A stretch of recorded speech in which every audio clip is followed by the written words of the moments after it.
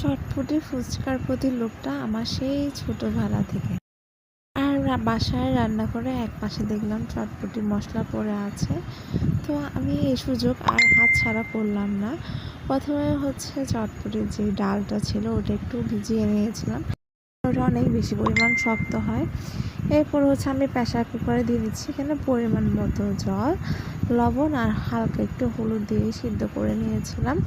অন্য মশলাগুলো আমি কিন্তু পরে দেবো, যদিও সব দিদিরা, আপুরা, বৌদিরা জানেন কীভাবে রান্না করতে হয়।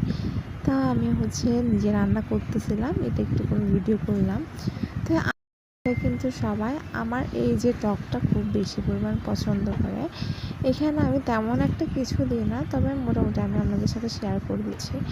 আমি যেহেতু একটু মিষ্টি টক পছন্দ করি, যার কারণে অনেক বেশি পরিমাণ চিনি দিচ্ছিলাম। অনেকেও আবার বলবে যে এতটা চিনি, হ্যাঁ একটু বেশি চিনিই দিই আমি। এরপর বিট, লবণ, লেবু যা যা দেওয়া দিয়ে নিচ্ছিলাম। এই যে দেখেন, এদিকে আমার চটপটির ডালটা প্রায় রেডি। আর আজকে এমন একটা জিনিস খাবো, এই ডালটা দিয়ে কিন্তু আমি ফুচকাও খেয়েছিলাম। কীভাবে খেয়েছিলাম ওটা থাকছে লাস্টে। তো এখানে চটপটি মশলাটা রান্না করার শেষে দিয়ে দিয়েছিলাম।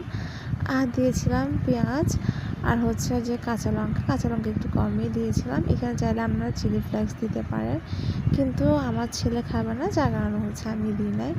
এই যে দেখো, সেই চটপটির ডালটা আমি আবার ফুচকার মধ্যেও দিয়ে দিয়েছিলাম। তো আজকে এতটুকু, পরে আর অন্য কোনো ভিডিও অনেক কথা হবে।